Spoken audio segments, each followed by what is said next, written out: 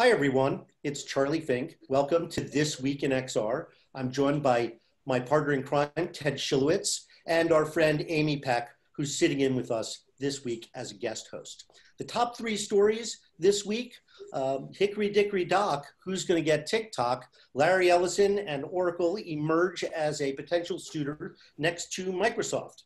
Facebook has the social media lit up with its decision to force everyone on the Oculus platforms into a Facebook account.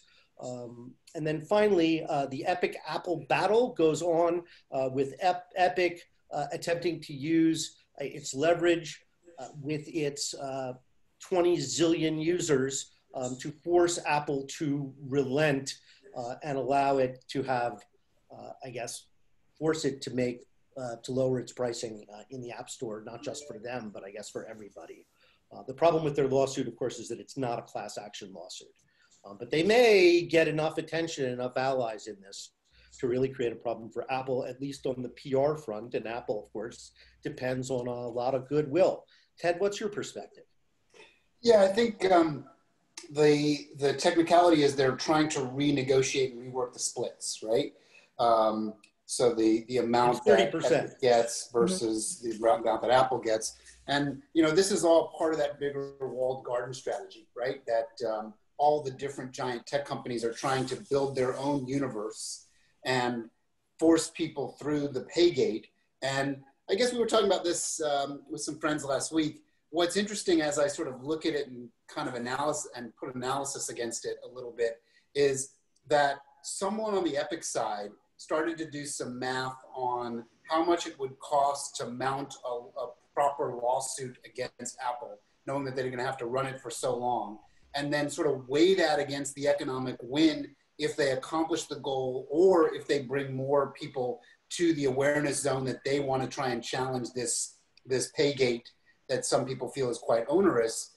But, you know, it's interesting from Apple's perspective as well, that they bring so much to the table and they have built this platform and allowed so many people so much access to this platform that they feel like they need to maintain that ownership. And what their argument is, which I think is also somewhat valuable, is that the goal of Apple as that sort of refined ecosystem that they market and a lot of us buy into is that they want to control that universe so that their end users have a very good, solid experience, and that costs money.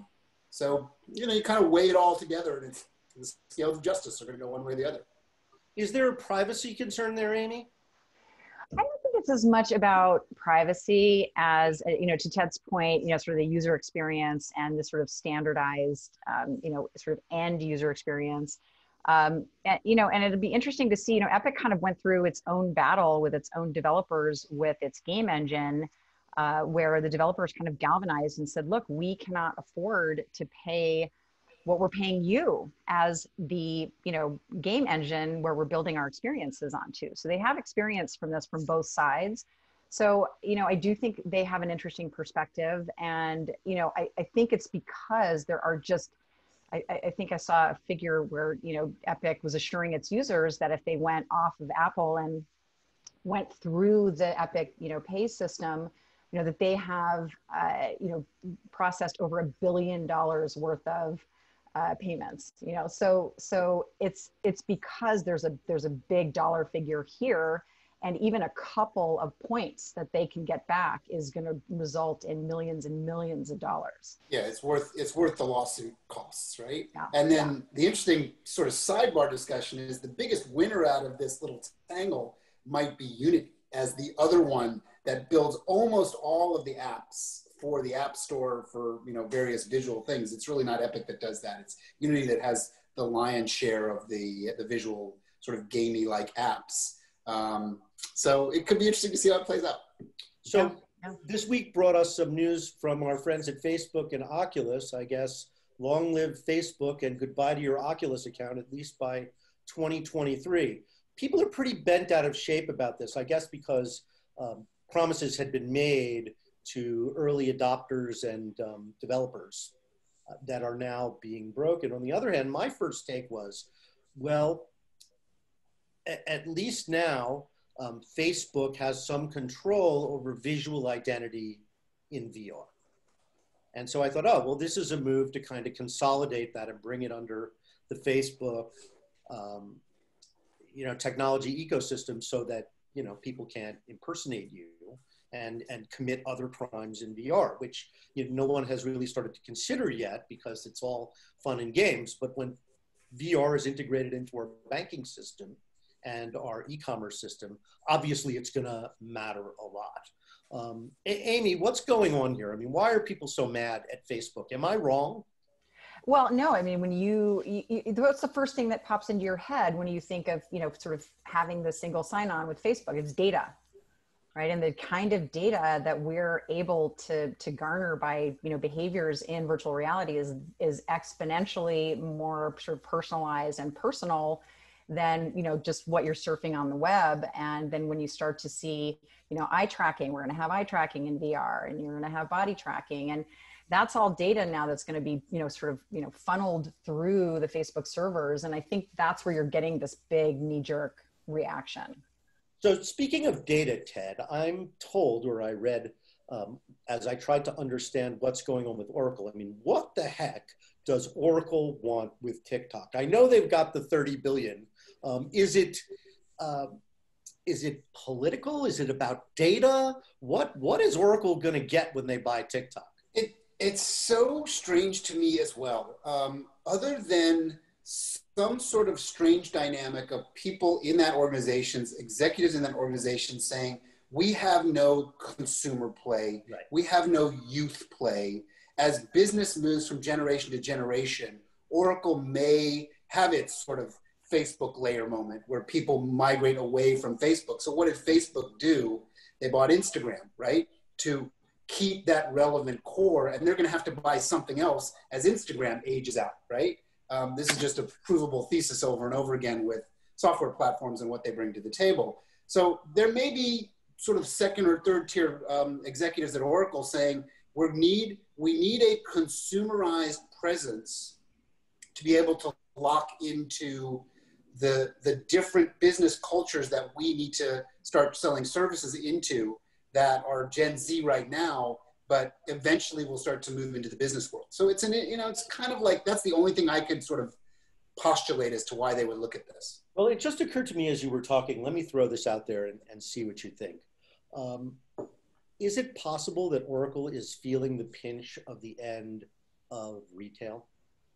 I think that's possible, and I think there are so many. Let me explain to the people at home. Almost every cash register that rings up your credit card is running on, well, I guess it's 10 at this point. And so that is, you're talking massive dollars, massive. Mm-hmm. So if those cash registers stop ringing, Oracle is going to start stinging. Yeah. And I think it could also be, I think that's a big part of it. And the secondary part of it is all of these other services that mirror a lot of the things that you would use off an Oracle platform to run a business or an organization or share information are being taken over by much more cost-effective, much more modern clients like Slack, right? Mm-hmm. So a lot of the reason you'd use Oracle starts to dissipate, and the veins of its use are starting to only live from a certain generation of users, and therefore someone starts to look at the tally and starts to panic a little bit. I think you're right. Let's not forget, in 1990, IBM was the biggest computer company in the world. Things change. Well, what if we also look at the back end of this and, what was the great white hope for Amazon that brought them into profitability? Cloud. Mm-hmm. And Oracle wants to play in that game. Mm-hmm. They are way behind Microsoft, way behind. I mean, they're just a glimmer. Yeah, so, that's another, that could be another piece of this play. And where they see, you're building sort of this next generation and access to the next generation of users, but then you're also, increasing your kind of sort of cloud infrastructure and capability, where they can maybe actually start to play with the Googles and the Microsoft and the Amazons in the cloud space. The thing that I think maybe they don't realize is that I refer to them as clients, right? These various software use case things. Are very much flash in the pan, right? So like TikTok is all the rage now, but might not be 6 months from now. And all we can go is look back to Vine, which was all the rage at some point. Exactly the same thing. And this is the evolution of Vine, and you're going to have the evolution of TikTok. Someone's going to come in and find some new hotness that all the kids have to go to, and TikTok will be done, right? So let's not downplay the amount of risk that Microsoft or Oracle is going to take on when they acquire this social media phenomenon. Yeah. Because we don't know, like Facebook grew a phenomenon into one of the world's largest platforms. And they could easily have fizzled out. And many people predicted that they would because of immature management and yada yada. But they didn't. Now, it's also very different to have an entrepreneurial company like a Facebook was in the 2000s and a company like Microsoft acquiring TikTok. Although Microsoft does have, under Satya Nadella, a pretty good acquisition track record, it is normally not in their wheelhouse traditionally. So it'll be interesting to see what happens. $30 billion. I know it doesn't sound like a lot of money today, but it really is. And sounds like a lot of money to me. It's a big play. It would hurt Microsoft and it would hurt Oracle if they screwed the pooch on a $30 billion acquisition. Yeah. So from the sublime to perhaps the less sublime, I saw two amazing things in VR this week that I wanted to talk about. One is AARP getting into the game and launching, or I should say relaunching, a property they had on the go called Alcove. It's meant to solve the social isolation problem of older people and to create a place where families can come together.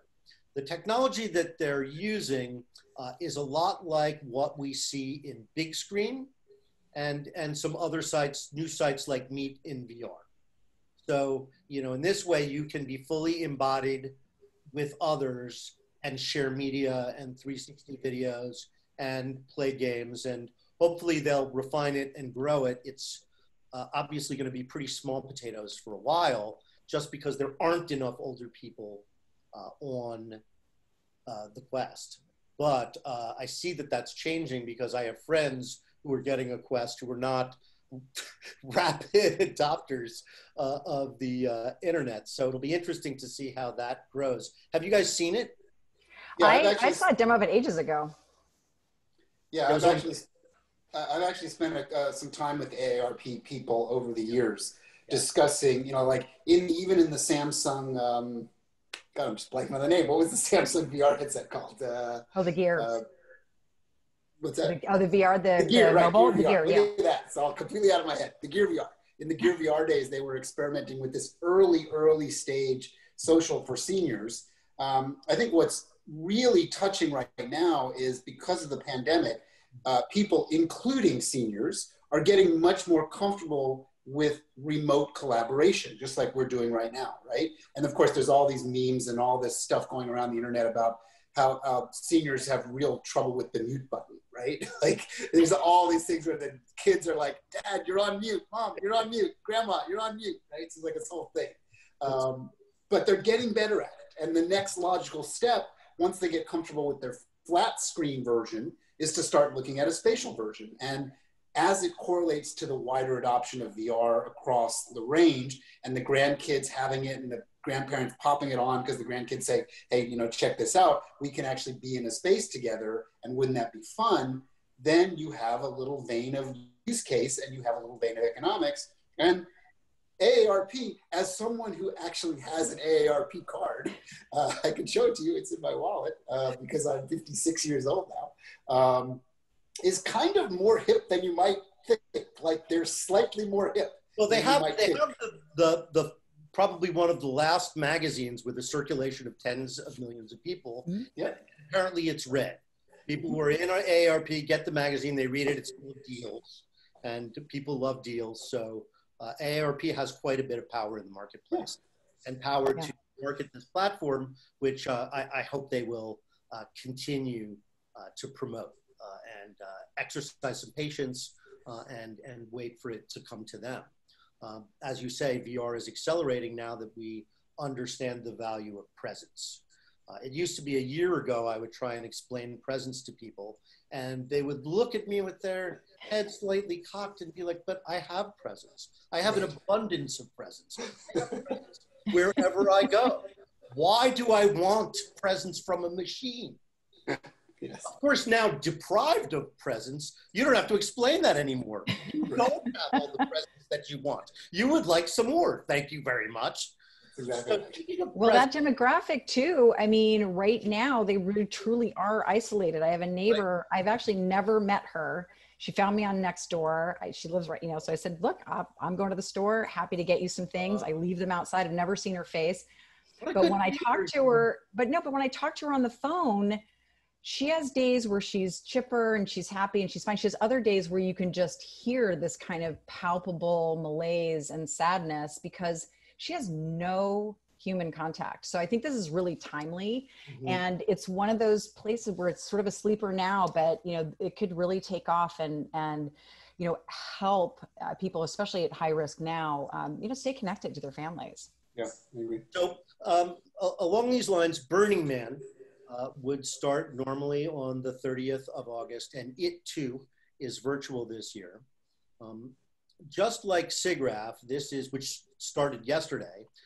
SIGGRAPH, for those of you who don't know, is a giant computer graphics conference, and it's sort of the most venerable of all the tech conferences because they've been doing it since, I think, the 70s. And it started out as quite technical and geeky, but has become increasingly commercialized as spatial computing and graphic technology have increased in importance. The guys from Burning Man are doing 8 separate online events to replicate the experience in some fashion. But the most interesting one, in my opinion, is the one that BRC made on Altspace. It's a company called BRC VR. If you're clever about poking around Altspace destinations, you should find it on page 2 as a sort of secret preview. Well, I got a tour of it yesterday and mind officially blown. Somebody did a capture of Burning Man in 2014. And they never knew what to do with it. And they showed it to the organizers who were like, oh my God, this is amazing. What do you want to do with it? And it kind of just sat there, known to just a few cognoscenti. Then along comes the pandemic and somebody at Burning Man says, hey, you remember that thing? And so they got together with Altspace, I guess Katie Kelly, who was one of the Microsoft managers at Altspace, is a burner. And they helped them build this amazing simulation in VR. I have to say, it may be one of the coolest things I've seen this year. It's just so powerful. And I don't know if you know, there's a fly feature inside of Altspace. So you actually can be 500 feet in the air over all of Burning Man. And it is stunning. And it has times of day. So you can go during the day or you can go at night. So I encourage everybody to check it out. I think it's going to be great. The virtual SIGGRAPH has a lot of amazing things to show this year. Its prices start at $50 unless you're unemployed or a student or pretending to be one. Then you can get in even cheaper. Other news this week, I'm sad to say it looks like Spaces is going to be deleted. These guys fought the good fight. They were one of the leaders in location-based entertainment before everything they were working on was closed. They pivoted their engineering team to build a social VR space, which I used on Zoom, because any social space that has a browser integrated will allow you inside of the simulation to be on a Zoom call. So Space is optimized for that. I used it for a couple of presentations. I thought it was a lot of fun. They were working on it. They were making it better all the time, but I guess the clock ran out. And no big company came in and said, let us help you. Let us be in this business together.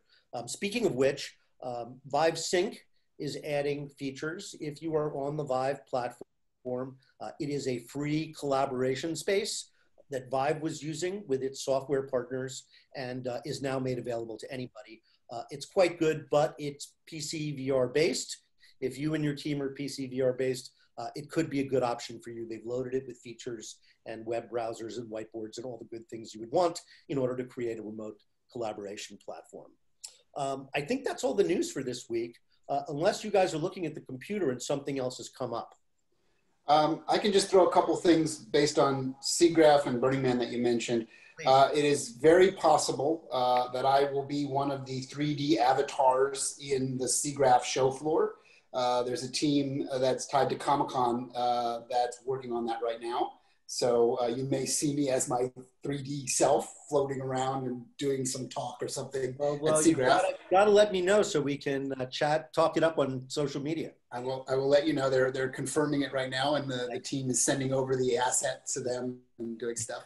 And then on the Burning Man front, I don't know if you remember, Charlie, I was involved in a really interesting project using multiple screens in a cinema. Remember when we used to go to the theater and we were experimenting with this sort of new version of like ultra widescreen cinema with a big projection company called Barco. You and I were talking about that when we first met 3 years ago. Yeah, because you're involved in that similar stuff from your Disney background and all that stuff. Circle Vision 360, all that stuff.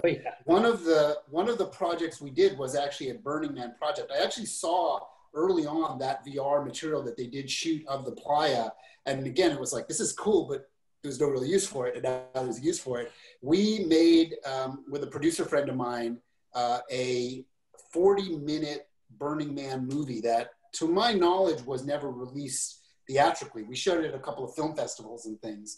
I'll see if they have interest maybe in featuring it and showing it off in Altspace, because it's a very cool experience. You really feel like you went to the show and went to the playa that year. So I'll check with them and see. It was an interesting project. Kudos to Altspace. I think it's the best thing they've done. Yeah. And kudos to Microsoft for rescuing them and building them into something that is really important to those of us in VR. Amy, it is great to see your smiling face, although it is virtual. Likewise. Great to see Ted, both of you. always fun to hash over the week's events. You know, on Tuesday, I'm always like, what the hell are we going to talk about? But, you know, there's so much going on in the technology field right now that somehow every Friday we don't have enough time. Yeah. Anyway, thank you all for listening to us, and we'll look forward to seeing you next Friday when we'll have another edition of This Week in XR and continue to try and predict the future. Have a great weekend.